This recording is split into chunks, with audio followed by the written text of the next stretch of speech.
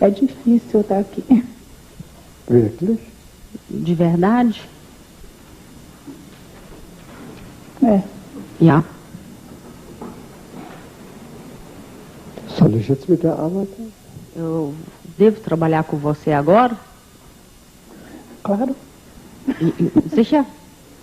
Nur wenn es leicht ist. Nur wenn es leicht ist. Só se for leve.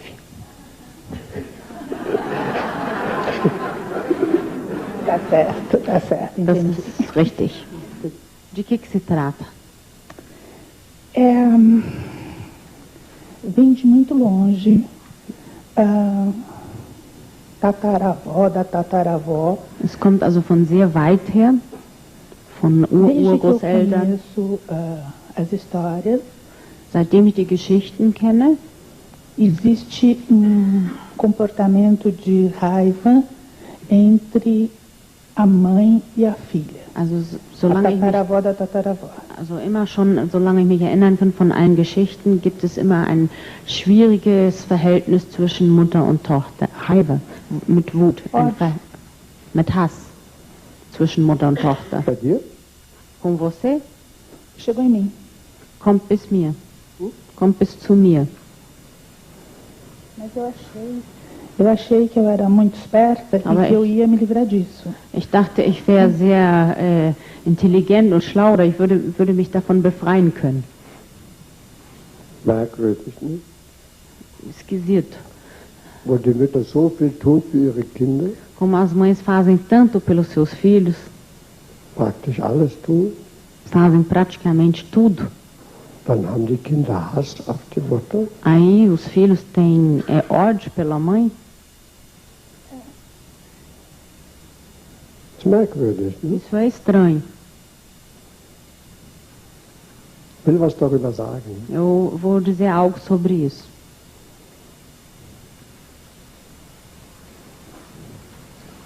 Wenn jemand viel bekommt, Quando alguém recebe muito, also so wie ein Kind viel von seiner Mutter bekommt, assim como uma criança recebe muito de sua mãe, praktisch alles von der Mutter bekommt, ne? praticamente recebe tudo da mãe,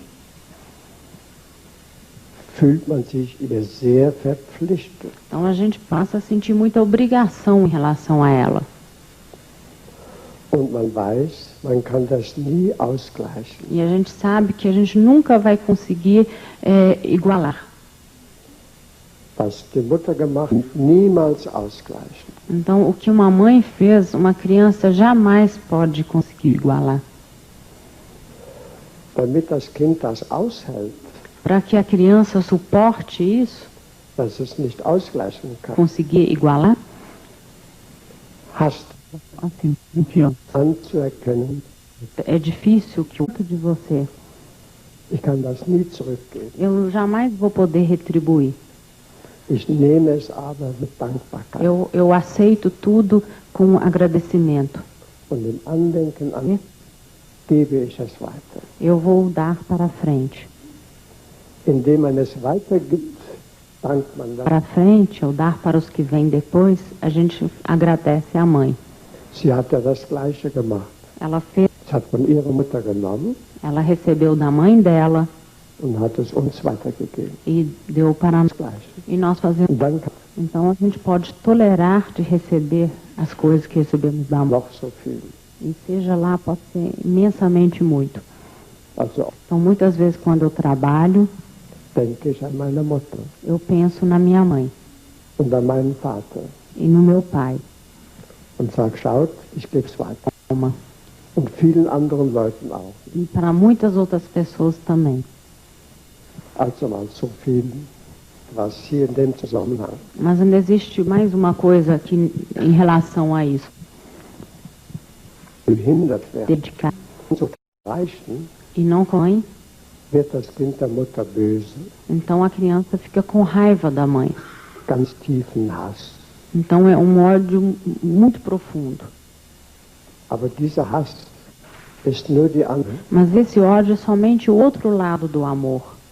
Also wenn ein Kind zum Beispiel im Krankenhaus Então está mudado. Die Liebe scheint weg zu sein. Então o amor parece que sumiu. Und wenn die Mutter es wertet sich dagegen. Essa criança procura. Erinnerung an diese frühe Trennung. Mas são todas lembranças dessa separação prematura. Denn das Kind kann nicht trauern. Porque a criança não pode sentir luto. Das Kind äußert seine Trauer durch Wut.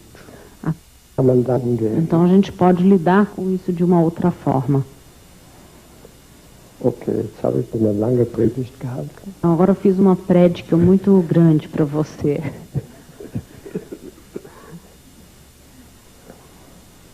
Okay. Bist du verheiratet? Você é casado? Sou. Já. Hast du Kinder? Você tem filhos? 4. Fia. Hast du ihnen alles gegeben? A elas? Das hätte deine Mutter auch gesagt, ne? A sua mãe também teria dito isso. Ich glaube nein.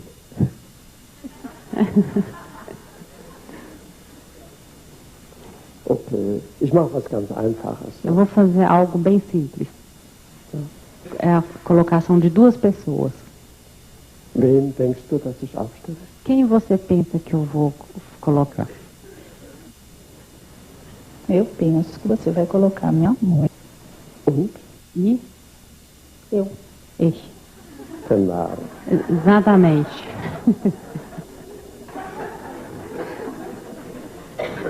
Ich suche sie aus, ja? Eu vou escolher. Es ist manchmal besser, wenn es der Therapeut macht, das Às vezes Aussuchen. é melhor quando o terapeuta faz a escolha. Also wenn jemand selbst die Stellvertreter aussucht, dann sucht er sie oft nach Äußerlichkeiten aus. Quando uma pessoa escolhe os representantes, às vezes é guiado por aparência. Das ist nicht so gut. Isso não é tão bom. Ich kenne weder sie noch ihre Mutter, Eu não conheço nem a ela, nem a mãe dela. deswegen kann ich so ganz so zufällig Então eu posso assim escolher ao acaso. Und die Stellvertreter sind freier, E os representantes livres sich einzufühlen, als wenn sie nach gewissen Gesichtspunkten ausgewählt werden. para poder se perceber os sentimentos do que quando são escolhidos através de alguns critérios, tá bom?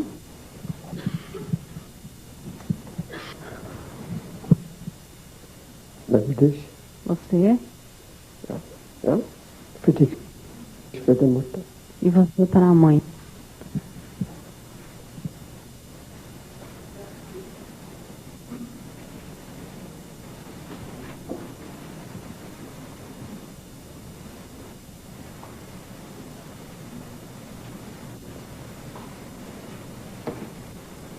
Also die Klientin, die Essa Tochter. é a cliente, é a mãe. Okay, jetzt stellst du sie auf, E você agora in pode Beziehung zueinander. posicionar as duas.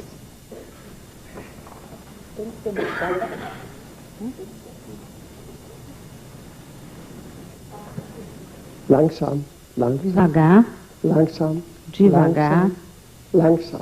devagar. Sammle dich erst. Primeiro se concentre.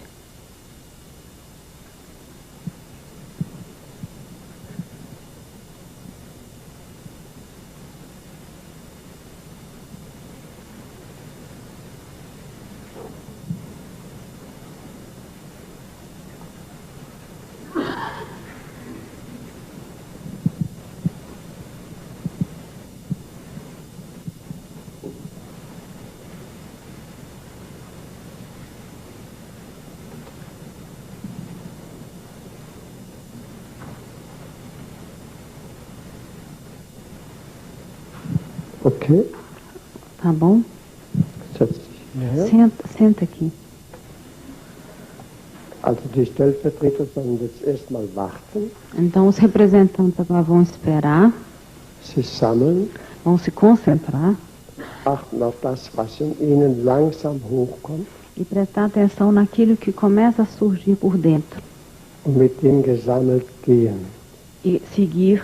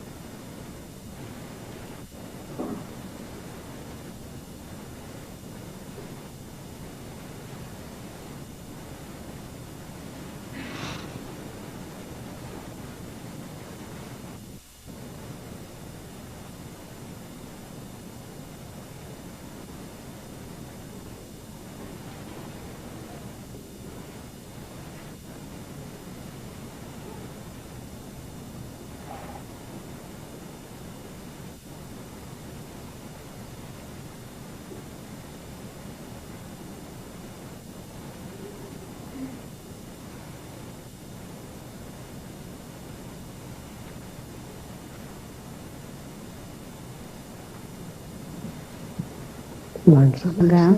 Gell.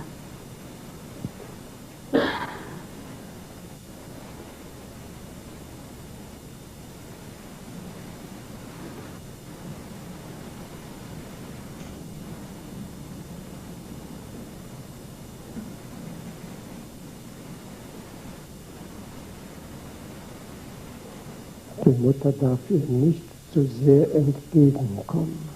A mãe não pode se aproximar demais dela.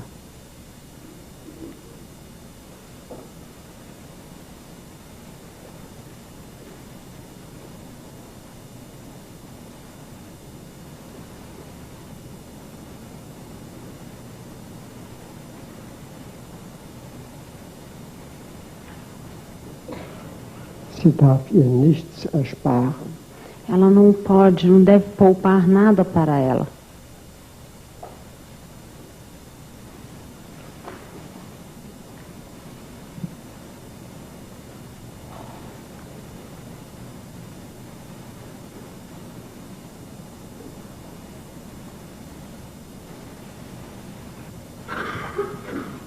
Das ist schwer auszuhalten für Mütter. Ne? Isso é difícil para mães tolerarem isso.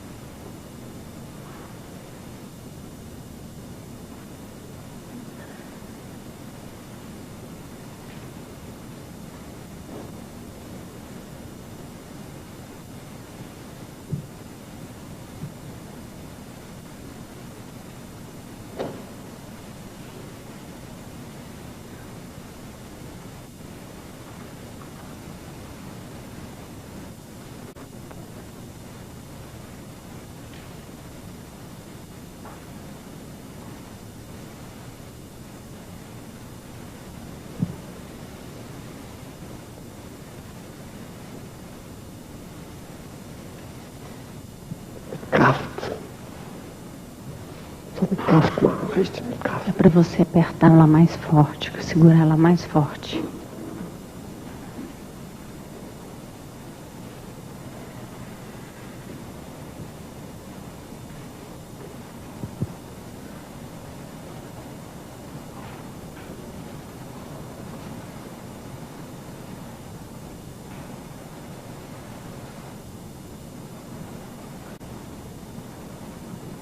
Jetzt hat sie losgelassen.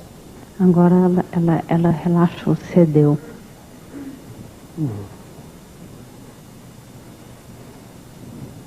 Alle Anzeichen sprechen für eine frühe, unterbrochene Hinbewegung zur Mutter.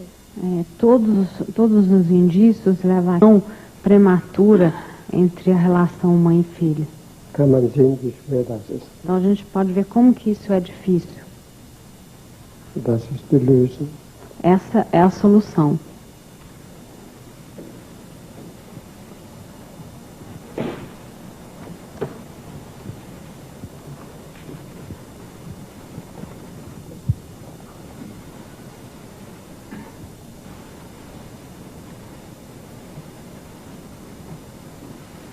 Was sagst denn du dazu? E você, o que você diz sobre isso? Deveria ser assim. Sollte so sein.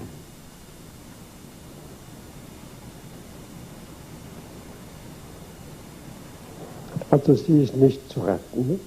Ela não dá para salvar ela.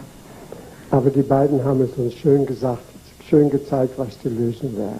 Mas as duas mostraram tão belamente qual que seria a solução.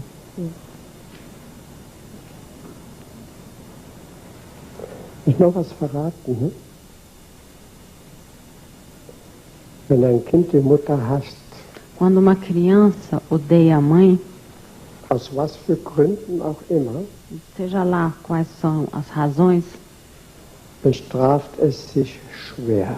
ela se pune gravemente. Heimlich bestraft es sich schwer, das Kind. Secretamente se pune gravemente. Duldet das nicht, A alma não consegue tolerar isto. dass jemand seine Mutter Então não tolera que alguém possa cisquear a mãe. oder seinen Vater ablehnt oder hasst. Ou então também se esquivar do pai ou odiar o pai. Und wie geht's dir jetzt? Como que você está?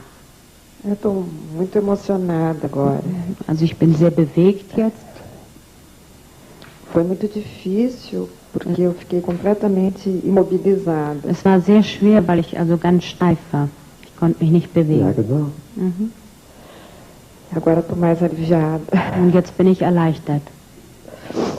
Melhor. Hast das gut gemacht. Você Sie war fez muito bem. in der Seele. Ela estava totalmente dentro do movimento da alma, Sie brauchte aber manchmal etwas Unterstützung vom mas ela Therapeuten. precisava às vezes pouco de apoio do terapeuta. Alleine bis sie stehen geblieben. Ne? Sozinha ela teria ficado parada. Und sie hat sich verhalten wie eine typische Mutter. Ne? Sie hat sich verhalten wie eine typische Mutter. Ela se comportou como uma típica mãe. Die Mutter hält das nicht aus, den Schmerz des Kindes zu sehen. Ne? A mãe não tolera ver o sofrimento do filho. Deswegen habe ich ein bisschen eingegriffen. Ne? Por isso que eu intervi pouco. Erst wenn das Kind die volle Möglichkeit hat, durch den ganzen Schmerz zu gehen. Então, somente depois que a criança tolera passar por todo o sofrimento, Gibt es eine Lösung. somente assim poderá ter uma solução. Die Mutter wartet darauf. A mãe espera por isso. Dann am Schluss, dann ist es gut. Então, até o fim, que aí fica bom. Okay, ihr beiden habt es schön gemacht. Danke. Vocês fizeram isso belamente. Obrigada. Okay, gut.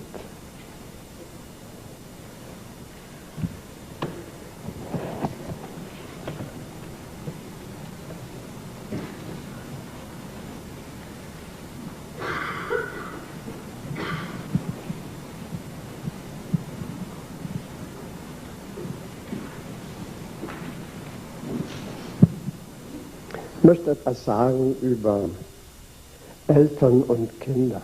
Eu gostaria de dizer algo sobre pais e filhos. Oder genauer genommen über das Nehmen des Lebens. melhor dizendo, sobre o receber a vida. Also ein Kind schaut ja voller Andacht auf seine Mutter. Então uma criança olha com muita compenetração pela mãe und auf seinen Vater. e ao pai. Also wenn man das manchmal sieht, wie Kinder so voller Andacht auf die Eltern Então às vezes a schauen. gente vê, né, como que as crianças ficam assim compenetradamente olhando os pais. Etwas Bewegenderes gibt es nicht. É uma coisa assim mais ideal não existe. Das ist die ursprüngliche Andacht. Essa é a contemplação original.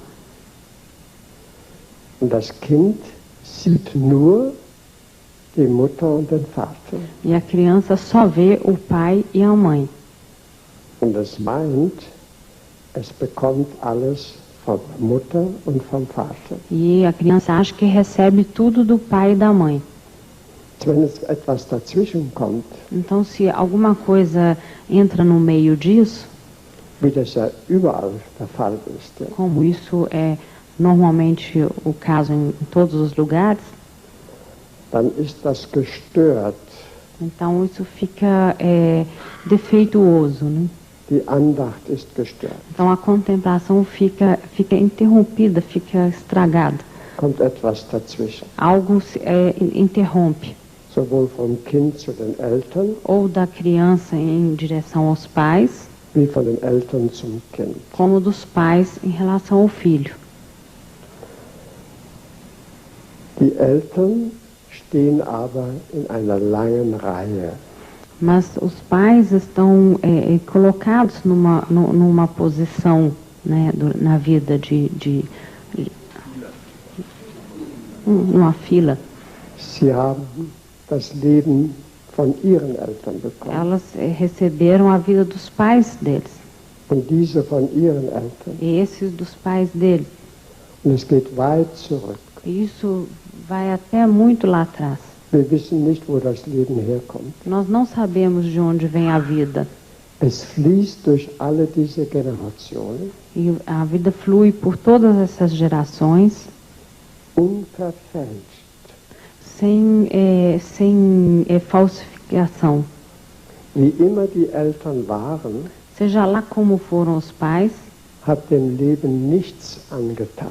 não fizeram nada, não conseguiram afetar a vida. Das Leben ist immer voll. A vida é sempre plena, Es fließt nur hindurch. só flui através. Wenn jetzt so das Kind groß geworden ist, Então, quando a criança agora está crescida, so wie wir hier alle, assim como nós todos aqui, können Sie das verstehen. então podem compreender isso. Also wenn wir jetzt auf unsere Mutter schauen Então, quando nós agora olhamos para a nossa mãe und auf unseren Vater, e ao nosso pai, dann schauen wir darüber hinaus, então nós olhamos além disso. auf all die Generationen dahinter. Nós olhamos para outras gerações que estão atrás, Verliert im Unendlichen. até que se perda no infinito. Und wenn wir das Leben nehmen, E quando a gente toma a vida, recebe a vida, verneigen wir uns tief, nós reverenciamos profundamente, zuerst vor unseren Eltern primeiramente diante de nossos pais, und dann vor all den Generationen dahinter e depois por todas as gerações que estão por trás deles, und vor dem Geheimnis dahinter. e pelo mistério que está por trás. Und dann nehmen wir das Leben, wie es durch meine Eltern kommt. E aí nós recebemos a vida como vem dos meus pais, Genau so. exatamente assim. Und dann kann man es ganz nehmen, E aí a gente pode receber na plenitude, wie immer die Eltern sind. Wie immer die Eltern seja sind. lá como forem os pais, Das spielt überhaupt keine Rolle isso não mehr. tem importância nenhuma. Und jeder hat sein Leben nur durch diese bestimmten Eltern. Os pais. Es gibt keinen anderen Weg für ihn Não existe outro caminho als nur diese Eltern. a não ser esses pais. Deswegen ist die Zustimmung zum Leben immer Zustimmung zu diesen bestimmten Eltern. Então, ao concordar com a vida, é sempre também concordar com esses pais. wie immer sie sind. Sejam lá como eles forem.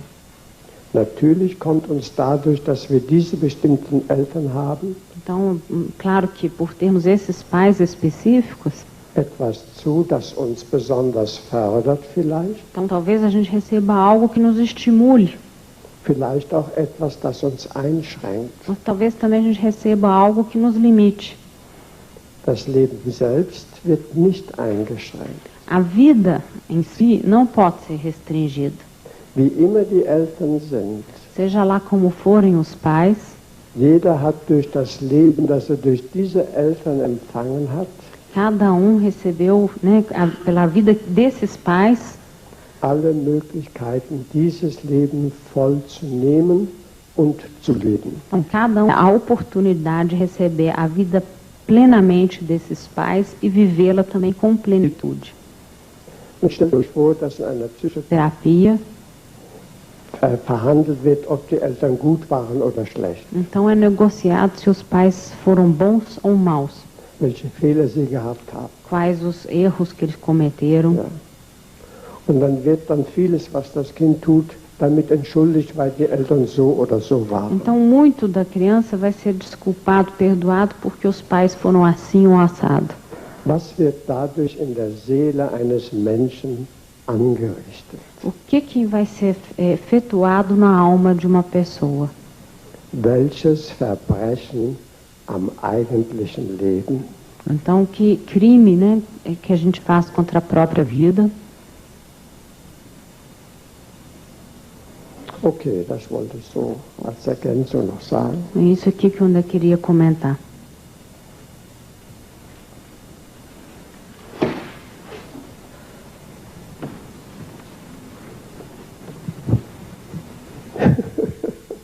No, wie geht's dir jetzt? E agora, como é que você está? Sabe quando você planta alguma coisa, Also, um wenn monte man, de wenn man babinho? also jetzt lauter Samen aussät, Assim. so fühle ich mich. Gut. Bom, Sehr gut. muito bom. Ich muss noch was ergänzen zu dem, was ich gesagt habe. Ainda tem que completar um pouco o que eu disse. Wenn auch die Eltern das sehen, ne, Então, quando os pais também veem isso, dass durch sie nur das Leben hindurchfließt quando eles podem ver que a vida só flui através deles, und dass sie dem nichts hinzufügen können, que eles não podem acrescentar nada auch nichts e wegnehmen, também não podem retirar nada, dann sind sie ganz gelassen. então eles ficam muito relaxados. Sind auch ganz gelassen, wie die Kinder sich entwickeln. Ne? Então eles ficam também relaxados ao verem como as crianças vão se desenvolver, So oder so. assim ou assim. Alle haben sie das ganze Leben. Todos têm a plenitude da vida.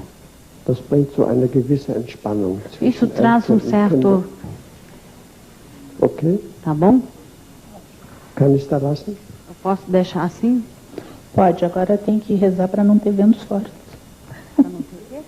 Ventos fortes.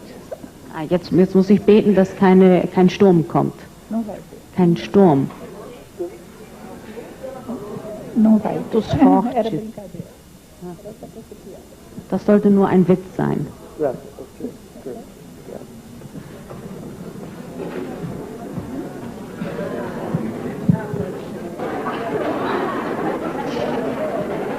Es ist jetzt Gelegenheit, Fragen zu stellen. Agora a oportunidade de fazer perguntas.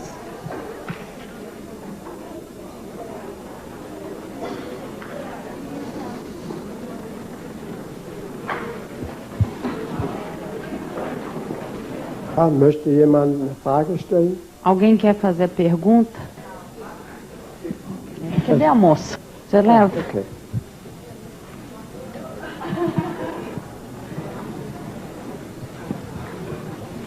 Como pode fazer uma filha para reverenciar um pai que tenha cometido abuso sexual contra ela? Wie kann eine Tochter sich vor einem Vater verneigen, wenn sie sexuell von ihm belästigt wurde? Ja, man muss sich nur das Umgekehrte vorstellen. Ne? Man muss sich was vorstellen? Das Umgekehrte A gente vorstellen. tem que imaginar o contrário. Wenn es ihm jetzt böse ist, so Ela está com raiva dele, está de mal. ein ganzes Leben lang böse ist, uma vida inteira de mal, was tut es ihrer Seele? o que isso traz de bom? Sie kann auch sagen, ich habe das ganze Leben von dir Ela também pode dizer, recebi a vida toda de você und ich mache was draus. e eu vou fazer algo disso. Und durch das Leben habe ich so viel Kraft, E da vida eu tenho tanta força dass ich auch mit dieser Belästigung leicht fertig que eu werde. também vou conseguir facilmente lidar com essa molestação. Hat sie ja auch, ne? Conseguiu também. Wenn sie jetzt Vorwürfe macht, ja, Se ela faz acusações, dann macht sie ihre Trägheit, sagen wir mal so, ja, então ela fica assim pesada, acaba dando um peso. oder ihre Verweigerung dem Leben gegenüber, E por negar a vida, abhängig von dem, was der Vater getan hat. então ela torna isso dependente do que o pai fez a ela. Und durch den Vorwurf, ja, E pela acusação, sichert sie sich ein bequemes Leben, ela garante para ela uma vida confortável, ohne eigene Anstrengung. sem ter que fazer esforço próprio. Also so kann man es auch sehen. Ne? Assim a gente poderia ver isso também dessa forma. So manche wollen das anders sehen. Algumas pessoas querem ver diferente. Ich war mal bei einem berühmten amerikanischen Therapeuten, Uma vez estava com um terapeuta americano famoso, Stephen Langton hieß er, Steve Langton, ein Schüler von Milton Erickson. um aluno de Milton Erickson. Er hat eine Übung mit uns gemacht. Ne? Ele fez um exercício com a gente. Da sollten wir uns so Kästen vorstellen auf dem Boden. Ne? Então a gente devia imaginar caixas assim no chão. Hier so ein Kasten, in der Mitte ein Kasten und da auch ein Então uma Kasten. caixa, aqui uma no meio e outra ali. Und auf dem einen sagt, da treten wir hinein und stellen uns vor, wir haben die besten Eltern, die wir haben können. Então você entra num caixote e imagina que você tem os melhores pais possíveis de existirem. Und dann stellen wir uns hierher und stellen uns vor, wir Ja. haben die schlechtesten Eltern, die man haben kann. E aqui a gente entra e fica imaginando que tem os piores pais possíveis. Und dann hier, wir haben gerade die Eltern, die wir wirklich haben. Ne? E aqui a gente tem os pais que a gente realmente tem. Welchen Unterschied macht es in der inneren Kraft? Que diferença isso faz na força interna? Überhaupt keinen. Nenhuma. Jeder ist gleich frei. Hier bin ich frei, hier bin ich frei, hier bin ich frei. Eu sempre sou livre, aqui, ali ou acolá. Hat mich sehr berührt damals. Ne? Isso me tocou muito naquela ocasião. Okay, andere Fragen? Outras perguntas?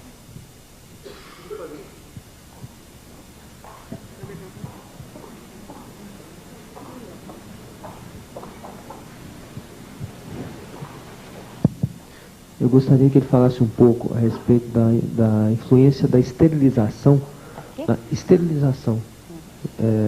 vasectomia do homem ou ligadura de trompa, né, Also da mulher ich würde gerne, dass sobre a etwas relação do gesagt casal. wird über Sterilisation von Männern oder Frauen.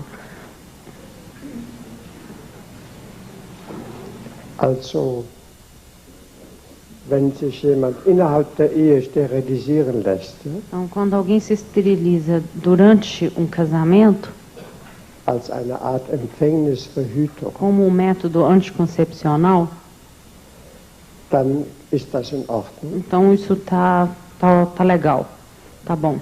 Allerdings schuldet der sich nicht sterilisieren ließ, Mas aquele que não se esterilizou fica devendo. dem, der sich sterilisieren ließ, besondere Achtung. Então ele fica devendo um respeito especial àquela pessoa que se esterilizou. Sagt, du hast das für mich auch getan. Você tem que ter a noção assim, interna, você fez isso por mim também. So ungefähr. Ne? Assim, mais ou menos assim. Wenn sich jemand sterilisieren lässt, damit keine Kinder bekommt, Quando alguém se esteriliza para não ter filhos, das kann, wenn zum Beispiel eine Erbkrankheit, ein Paar dann keine Be entre os parceiros. Und das kann man daran sehen, wenn die sich trennen, haben sie wenig Schmerz. Isso a gente pode ver quando eles se separam, porque eles têm pouca dor und wenig Schuldgefühl. e muito pouco sentimento de culpa. Okay? Gut. Ja?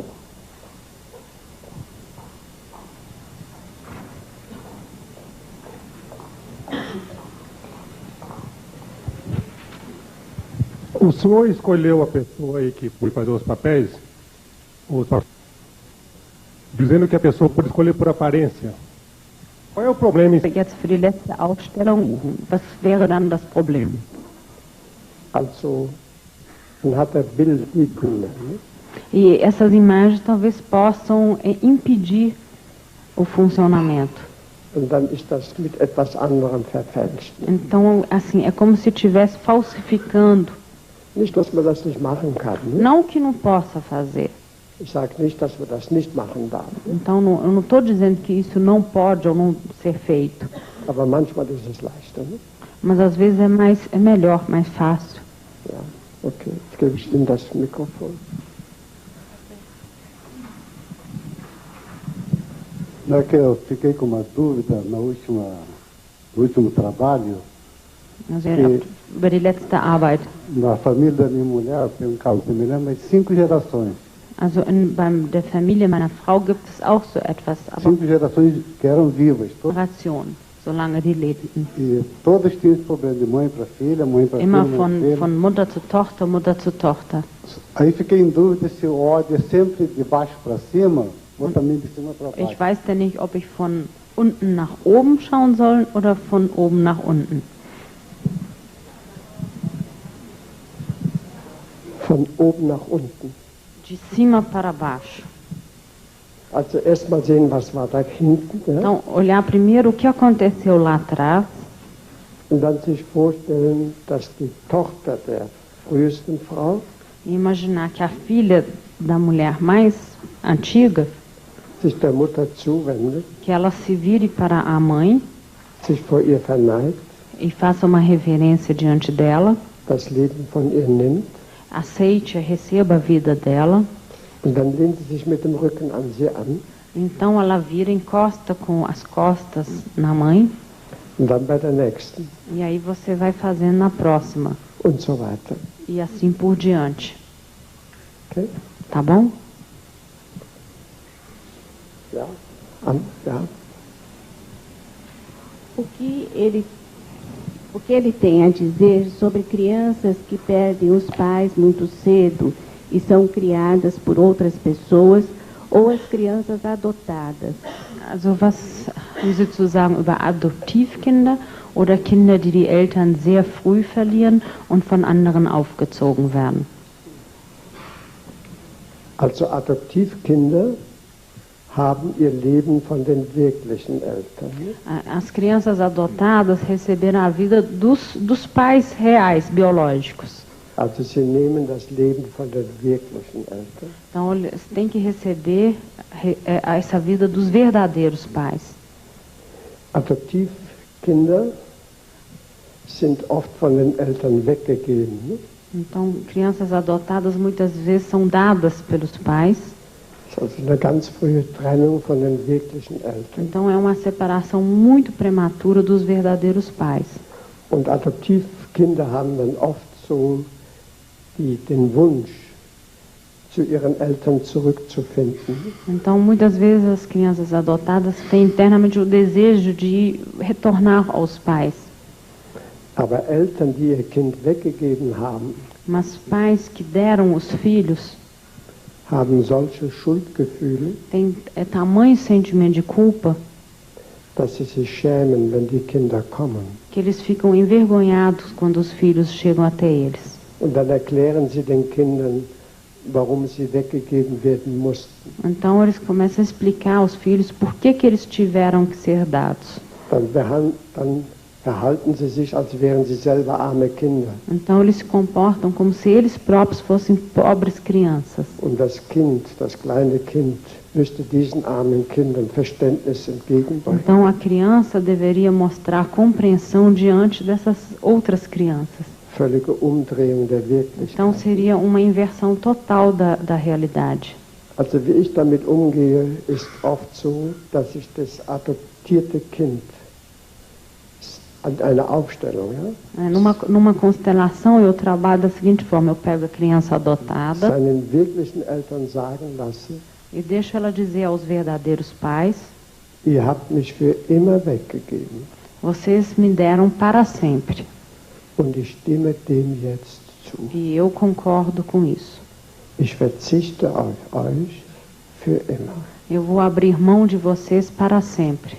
Und jetzt wende ich mich meinen Adoptiveltern zu. E agora eu vou me direcionar aos meus pais adotivos.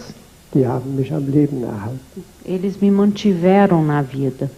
Und dann kann er seine Adoptiveltern nehmen. Então ele pode receber os pais adotivos. Aber oft ist es seinen wirklichen Eltern böse. Mas muitas vezes está de mal dos pais verdadeiros. Und dieses Böse sein den wirklichen Eltern gegenüber E esse estar de mal dos pais verdadeiros verschiebt es auf die Adoptiveltern. é deslocado para os pais adotivos. Das ist dann schlimm für alle. Ja? E isso é terrível para todos. Und das, was ich da jetzt gezeigt habe, wäre eine Lösung. Ja? Isso que eu mostrei seria uma solução. Und in einer Aufstellung lasse ich dann die wirklichen Eltern, den Adoptiveltern sagen, E numa constelação eu deixo os pais adotivos dizerem aos pais verdadeiros, danke. obrigado. Okay? Foi o contrário. Os pais adotivos vão dizer aos pais, os pais verdadeiros vão dizer aos adotivos, obrigado. Okay, jetzt machen wir die Pause. Agora nós fazemos o Halbe coffee Stunde break. Pause.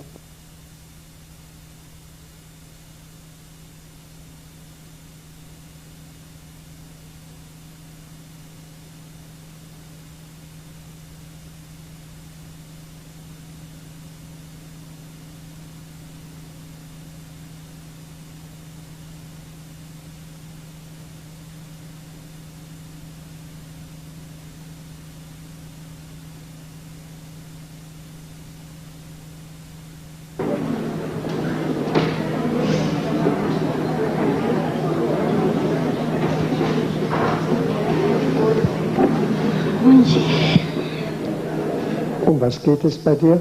De que se trata? Muitas doencinhas que já estão na hora de aparecer, mas que eu não queria que chegasse tudo tão juntas. Viele Krankheiten, kleine Krankheiten, die alle zusammen jetzt kommen und ich hätte sie lieber nicht.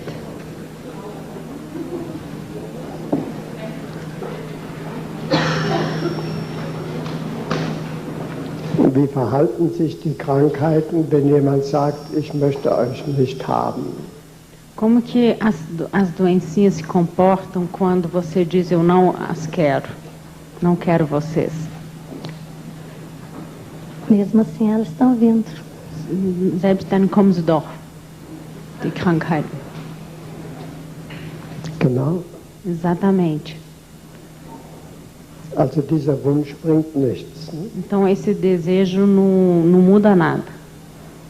Faço até muita força. Faço muita força, porque não vem, mas elas estão vindo. Also ich benutze sehr viel von meiner Energie, aber sie kommt trotzdem. Genau. Exatamente. Weißt du wieso? Você sabe por quê? Não. Nein. Krankheiten sind manchmal Boten von etwas Größerem. Doenças às vezes são mensageiros de algo maior.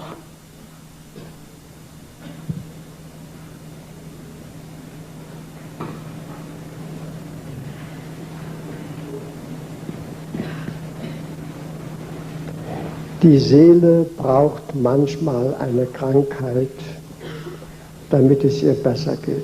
A alma às vezes precisa de uma doença para que ela possa se sentir melhor. Mas com muita dor. Mit viel Schmerzen. Mit viel Schmerzen. Mit viel Schmerzen, ja. Com muita dor.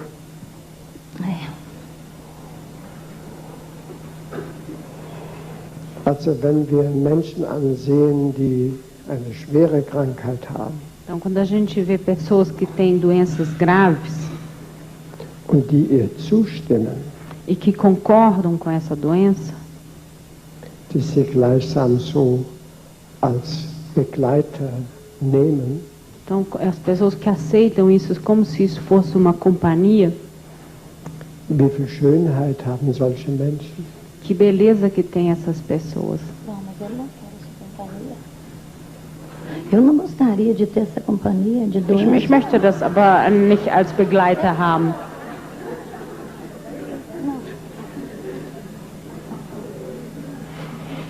Kam mal eine Frau zu mir und sagte, ja, Uma vez uma mulher chegou até mim e disse, sie hatte Krebs und jetzt ist der Krebs geheilt. ela tinha câncer e agora o câncer está curado. Und sie möchte, dass der Krebs niemals wiederkommt. E ela quer que o câncer nunca mais volte. Und da habe ich ihr gesagt, das kannst du nicht wünschen. E aí eu disse a ela, isso você não pode desejar. Krebs ist eine Krankheit, die kann jederzeit wiederkommen. Câncer é uma doença que pode voltar a qualquer instante. Dann habe ich sie die Augen zumachen lassen. Então eu deixei que ela fechasse os olhos. Und sie sollte sich vorstellen, der Krebs liegt bei ihr im Bett. E ela deveria imaginar, visualizar que o câncer estava deitado do lado dela na cama.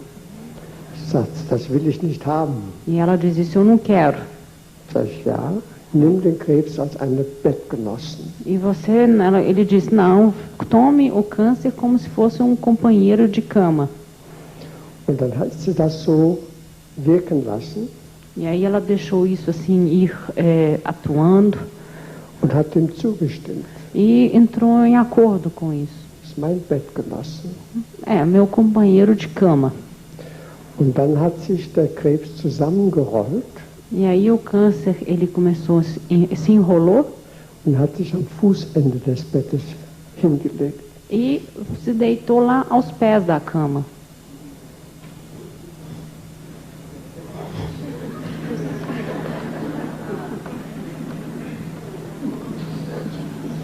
Difícil. Schwer.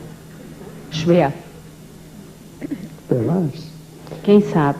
Wir können uns das ja mal anschauen. Ne? Nós podemos dar uma olhada nisso. Also wähl einen Stellvertreter für deine Krankheiten. Então escolha um representante para as suas doenças. Und prüf, ob es ein Mann ist oder eine Frau. E pese se é um homem ou se é uma mulher.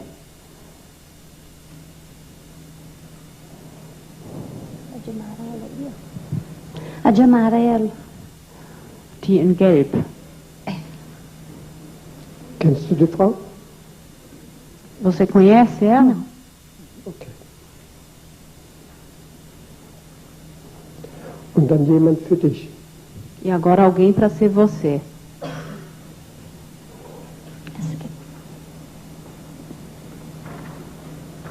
Okay, jetzt stellst du in Beziehung zueinander. E agora você vai colocar uma em relação à outra. Das ist also die Krankheit und das ist sie selbst. Essa é a doença e essa é você.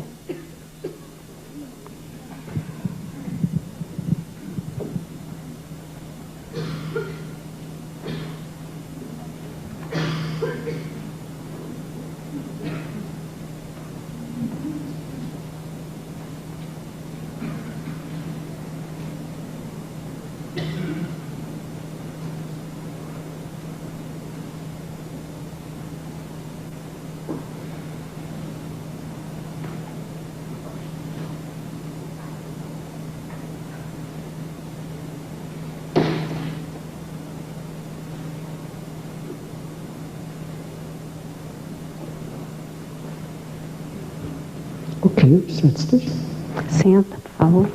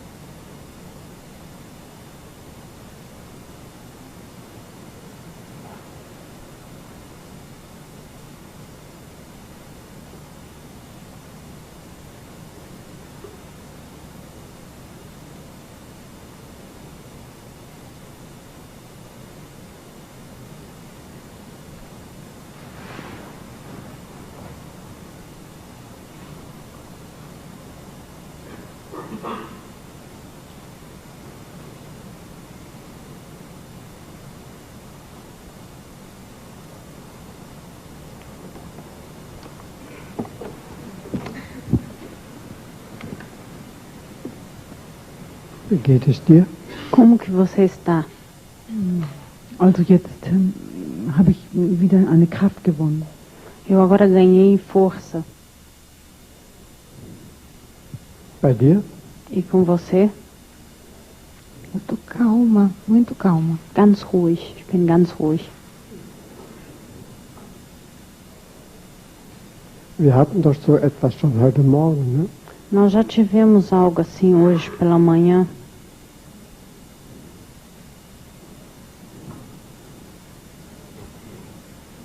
Es geht noch ganz nah heran. Aproxima bem. Langsam. Devagar.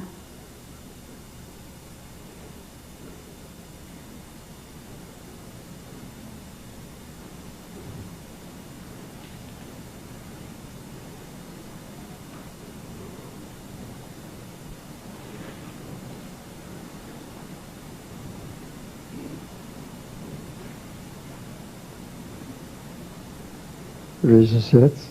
E agora, como que está?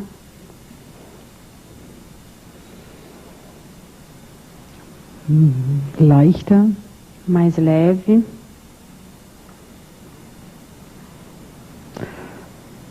Als ob ich etwas wieder angenommen habe. Assim como se eu tivesse aceitado algo. Genau. Jetzt drehst du dich um. Agora vira. Lehnst dich an. Encoste.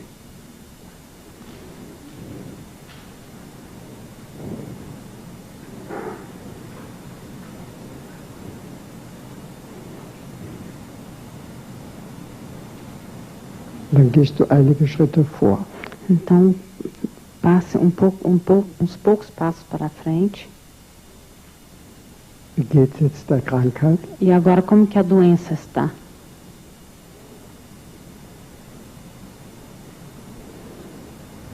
Triste.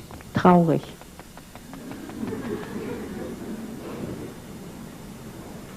Wie geht es dir? E você? Gut. Bem. Noch ein paar Schritte. Mais pouco. Jetzt? E agora? In mir. Stark. Forte. Okay, obrigado.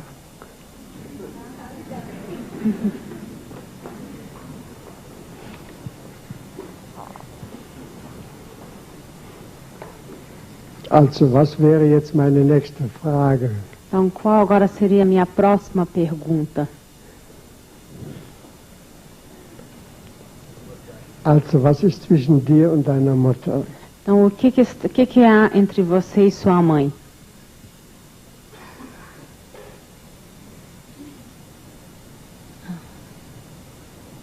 A mãe é velha, bem idosa, e eu praticamente assumo a vida dela. Meine Mutter ist sehr alt und ich kümmere mich um sie und fast um ihr ganzes Leben.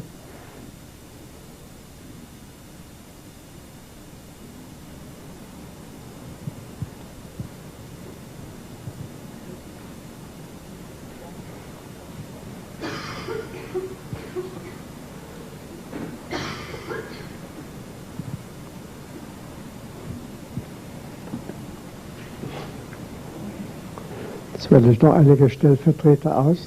Então vou escolher outros representantes. Und dich für die Mutter. Você para a mãe. Und dich für die Klientin. E você para a cliente.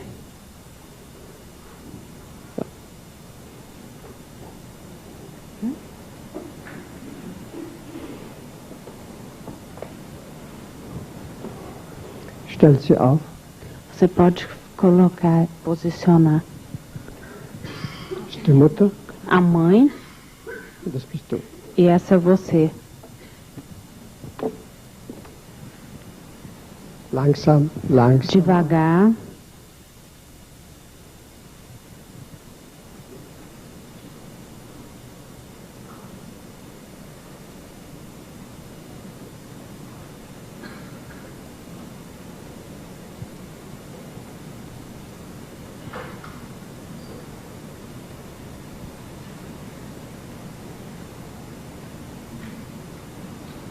Ok? Tá bom.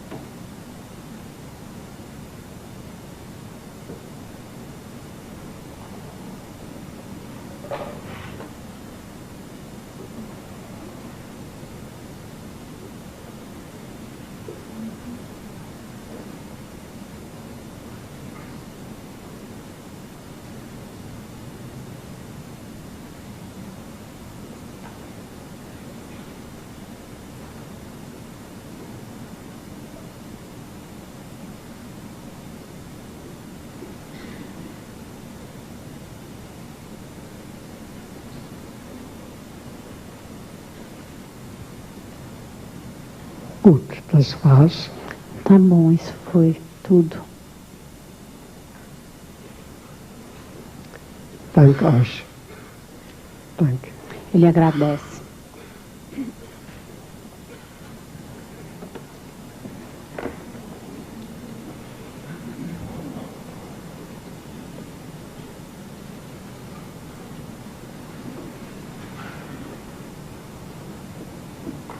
Ist es dir klar?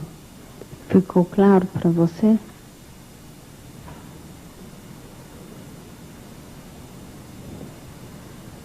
Não sei. Ich weiß nicht.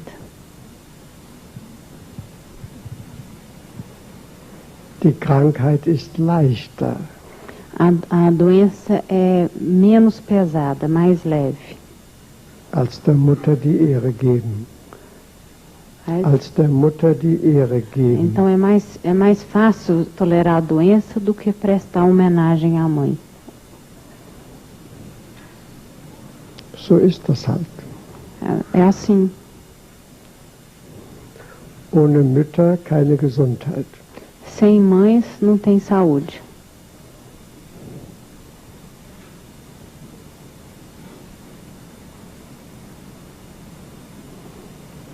Okay, das war's. Tá bom, foi isso. Sie bedankt sich.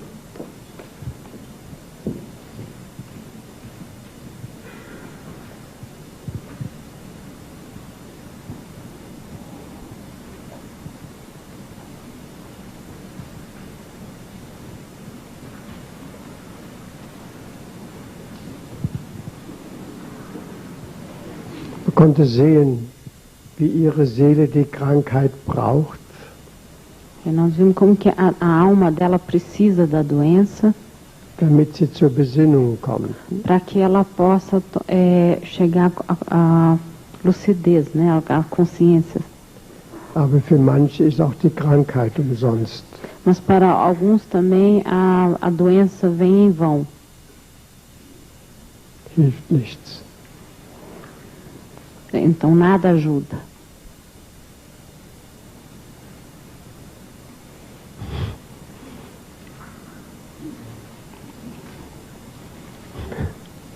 Okay, gut. Das hat sich so aufgebaut heute, ne?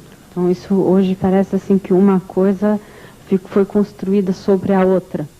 Mehrmals sehen, wie wichtig die Mutter ist. Então nós vimos como que a mãe é importante.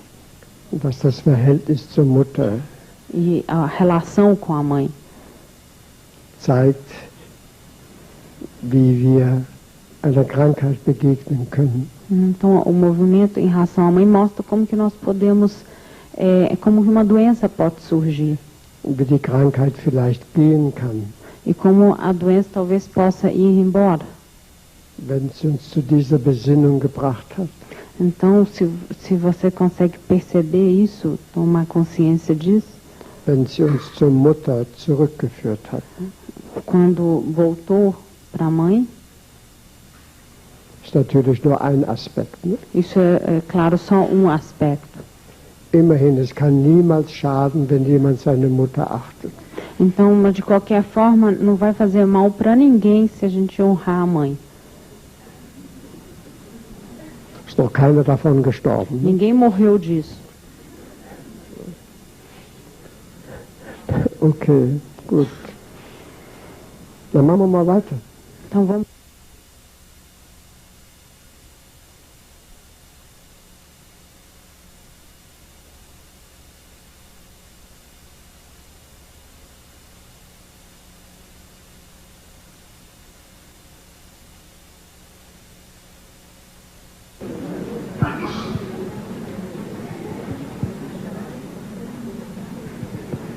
Okay, um was geht es bei dir? De que se trata? A dificuldade que eu tenho de aceitar quando eu estou feliz me incomoda. Se eu estou numa situação que eu fico feliz, aquilo Wenn ich in einer Situation bin, in der ich glücklich bin, dann stört mich das. Wenn ich glücklich bin, das stört mich. E a morte? A morte também. Und der Tod muita auch. morte. Ja. Es stört Sie, wenn sie glücklich ist, oder so? Você fica perturbada quando fica feliz. Ja klar. Das ist nicht schwerer zu ertragen als Glück. Ne? Não tem nada mais pesado para ser tolerado do que a felicidade. Unglück kann jeder ertragen. Ne? Infelicidade, qualquer um pode tolerar. Aber Glück, ne? Mas felicidade... Kann dir erklären, wieso. Eu posso te explicar por quê. Die meisten, die unglücklich sind, a maioria das pessoas que estão infelizes, fühlen sich durch ihr Unglück mit ihrer Familie verbunden. Eles se sentem vinculados à sua família por causa da infelicidade. Dann fühlen sie sich unschuldig. Então eles se sentem inocentes. Und das ist ein großer Trost. E isso é um bálsamo, né? Und fürs Unglück braucht man nichts zu tun. E para a infelicidade não é preciso fazer nada. Kommt ganz von alleine. Ela vem por conta própria. Jetzt, wenn jemand glücklich wird, ja, agora, se alguém fica feliz, obwohl andere in seiner Familie leiden, embora outros da família possam estar sofrendo, hat ein schlechtes Gewissen. Então ele fica com a consciência pesada. Fühlt sich schuldig. Então se sente culpado. Und dann tut alles, damit wieder unglücklich então wird. Faz de tudo para poder ficar infeliz de novo. Und dann ist am Unglück glücklich. Então ele é feliz infeliz.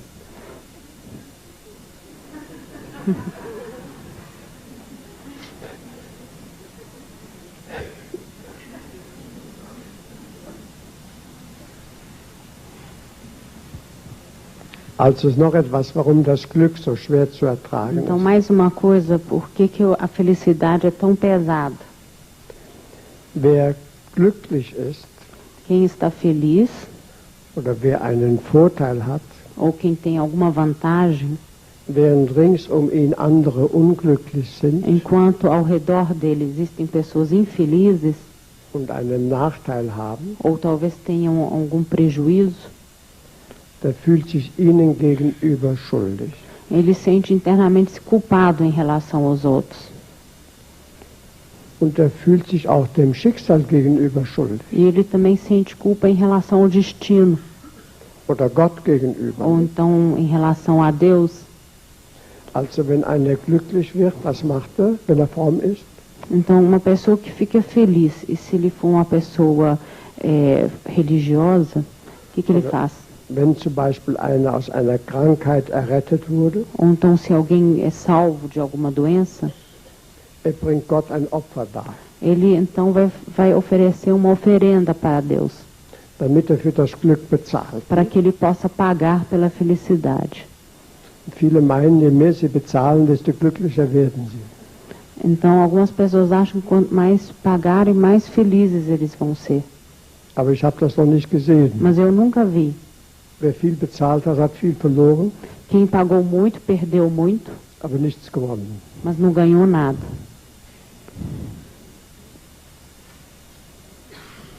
Also, was muss man machen, damit man das Glück behalten kann? Então, o que é preciso ser feito para poder permanecer feliz?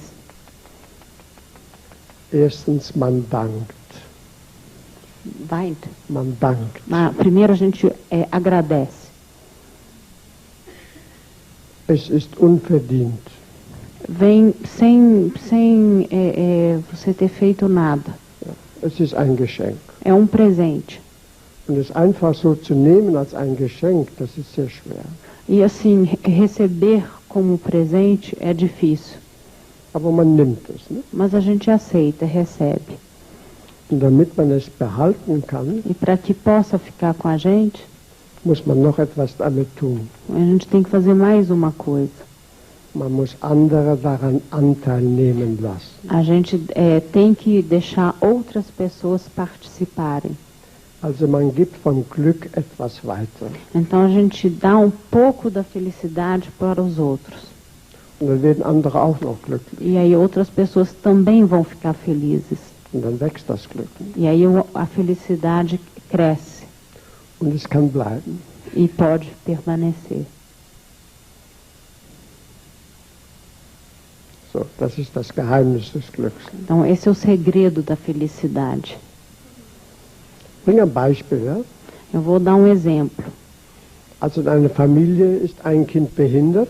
Então, numa família, uma criança tem um defeito físico und das andere ist gesund. E o outro é são. Jetzt meint das gesunde Kind, então a criança saudável pensa es darf das Glück seiner Gesundheit nicht haben, que ele não pode ter a felicidade da saúde, weil das Geschwister krank ist. Porque o irmão está doente. Es meint, wenn es also auch krank wird oder wenn es sich einschränkt, dann geht es dem Geschwister besser. Então ele pensa que se ele também ficar doente ou se ele se restringir, o irmão pode ficar melhor. So nach dem Prinzip, zwei Unglückliche sind besser als einer. Ne? Assim, de acordo com o princípio, 2 infelizes são melhor do que 1.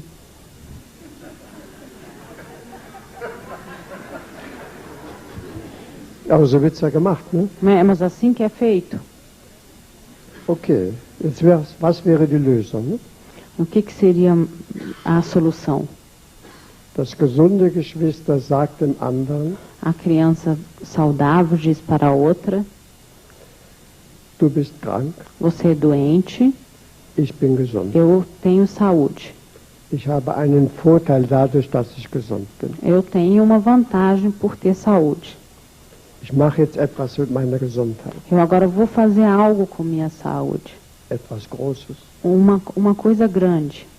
Und dann lasse ich dich daran Anteil nehmen. E depois eu vou deixar você participar disso. Also wenn du mich später brauchst, bin ich für dich da. Então, quando você futuramente precisar de mim, eu estarei pronto. Dann wird das behinderte Geschwister auch glücklich. Então, a criança com deficiência também ficará feliz. Schönerweise, ne? De uma forma bonita. Okay, das war jetzt eine lange Einleitung. Isso foi uma introdução comprida. Also um was geht es wirklich? Então, sobre o que se trata de fato? De fato, eu tenho um pai, desde 8 anos de idade, que eu conheço um pai que é doente, que está para morrer. Seitdem ich 8 Jahre alt bin, habe ich einen Vater, der krank ist und sterben soll. Mas não morreu. Mas não morreu. Não. Aber er ist nicht gestorben. Genau, das ist die typische Situation. Exatamente, isso é a situação comum. Ja. Okay.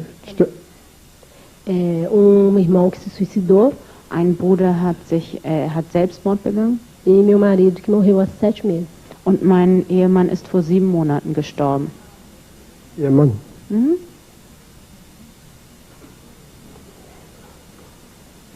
Okay.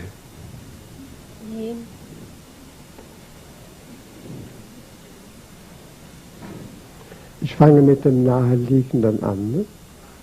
Ich fange mit dem Naheliegenden an. Eu vou começar com o que está mais próximo. Das ist der Mann und Sie. Ne? É o seu marido e você. An was ist er gestorben? Ele morreu de quê? Foi de repente uma morte não bem esclarecida, parece embolia pulmonar. Era uma pessoa que não se cuidava. Also man weiß es nicht ganz genau, aber wahrscheinlich Lungenembolie. Habt ihr Kinder? Vocês têm filhos? Eu tenho uma filha de 10 anos e ele é pai adotivo da minha filha que tem 9 anos, que ficou com ela. Não? Ele é pai da sua filha de 10?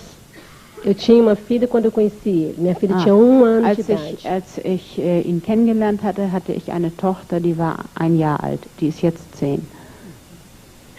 Also er ist nicht der Vater der Tochter? Nein, ele não é o pai da sua filha. Não é, mas o que ela reconhece como pai. Aber sie sieht den Vater in ihm. Okay. Also wir brauchen nur 2 Personen. Então nós só precisamos de 2 pessoas. Also deinen Mann und dich. O seu marido e você. Okay, such sie aus und stell sie Você pode escolher.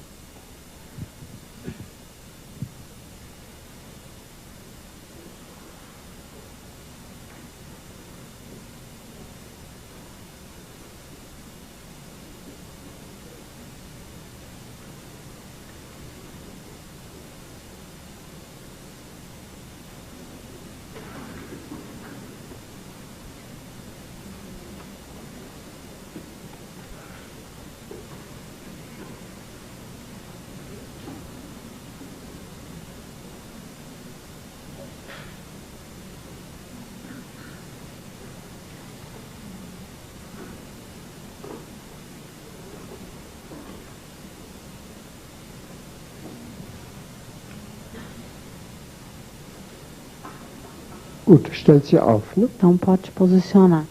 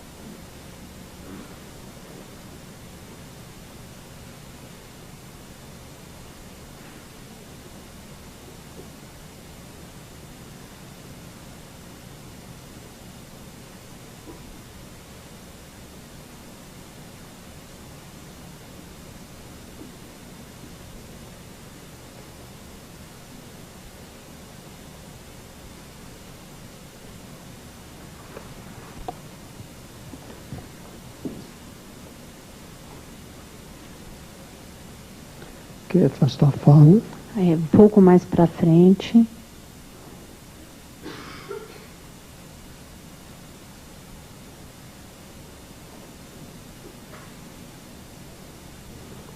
Wie geht es dir da, besser oder schlechter? E agora você está sentindo melhor ou pior? Mais tranquilo. Etwas ruhiger. Mais tranquilo, que ele diz.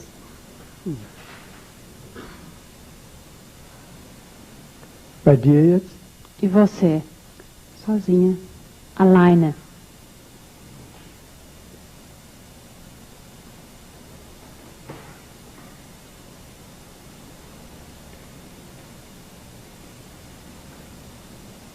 Wie ist es jetzt, besser oder schlechter? Agora, melhor ou pior? Melhor. Besser. Okay, das war's. Foi isso. Gut. Obrigado. Obrigada.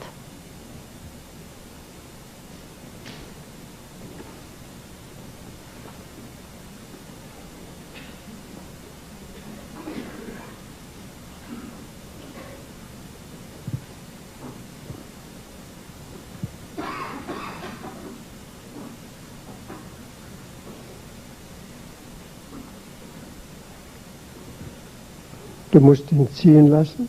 Você tem que deixar ele ir. Und du schaust nach vorne. E você olha para frente. Und gehst nach vorne. E você vai para frente. Also wenn sie auf ihn schaut, so wie sie das Bild angeschaut hat, ja? Então se ela olha para ele, ist sie wie tot. Ela é como se ela estivesse morta. Und geht es dem Mann dann besser, wenn sie auch so wie tot sich jetzt verhält? E o marido vai se sentir melhor se ela também for em direção à morte?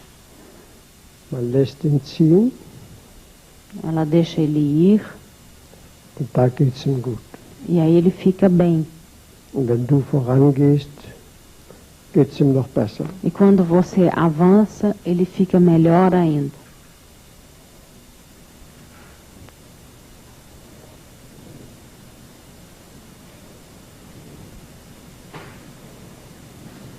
Ich will dir was sagen, wie man über die Trauer hinwegkommt. Eu vou te contar algo como você pode passar pelo luto. Soll ich? Eu devo?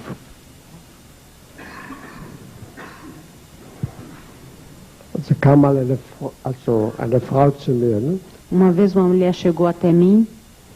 Der Mann war gestorben. O marido tinha morrido. Vor 7 Monaten. Há 7 meses. Und sie war immer in schwarz gekleidet. E ela sempre estava vestida de preto. War ganz traurig. Estava muito triste. Hat wenig gegessen. Não comia direito. Wurde ganz mager. Ficou muito magra. Ich habe gesagt, also wenn du mal Hilfe brauchst, kannst du zu mir kommen. Então eu disse a ela, quando você precisar de ajuda, você pode vir até mim. Kam sie also zu mir und sagte, jetzt brauche ich Hilfe. E aí ela chegou até mim e falou, agora eu preciso de ajuda. Sag ich, ja, komm rein. Aí eu disse, sim, entre. Hat sie sich hingesetzt. Ela sentou. Habe ich gesagt, jetzt mach mal die Augen zu. Aí eu disse a ela, feche os olhos. Mach's auch, mach mal die Augen zu. Feche os olhos também. Dann habe ich ihr gesagt, stell dir vor, aí eu disse, imagine, wie du deinem Mann zum ersten Mal begegnet bist. Imagine o momento em que você encontrou seu marido pela primeira vez. So wie ihr verliebt wart. Quando vocês estavam apaixonados. Welches Glück ihr damals genossen habt. Que felicidade que vocês usufruíram na época. Und richtig das Glück nochmal in der Seele sich entfalten lassen. E deixa essa felicidade se desenvolver na sua alma.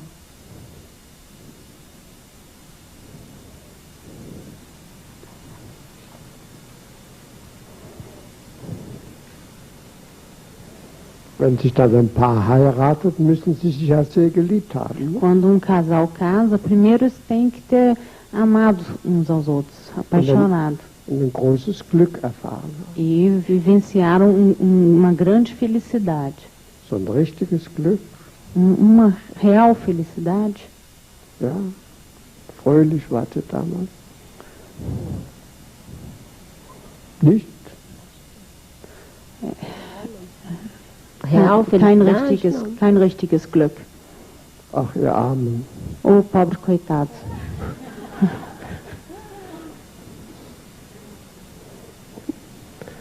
Okay, ich erzähle meine... Algumas sim. E quando eu vivi aqueles momentos felizes, einige eu me Momente. permitia estar plena.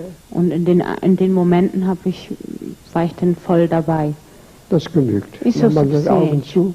Feche os olhos. So, an diesem Moment des Glücks. Ne? Então, nesse momento de felicidade,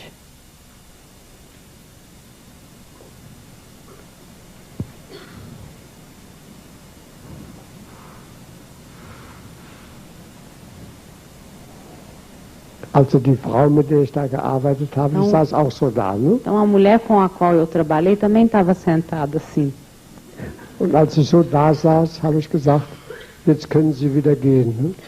E quando ela estava sentada assim, eu disse a ela, agora você pode ir. Das war die ganze Behandlung. Isso foi toda a terapia. Sie hat andere Kleider angezogen. Ela mudou de roupa. Wurde wieder aktiv. Ficou ativa. Wurde sogar frech. Ela até ficou meio meio capetinha.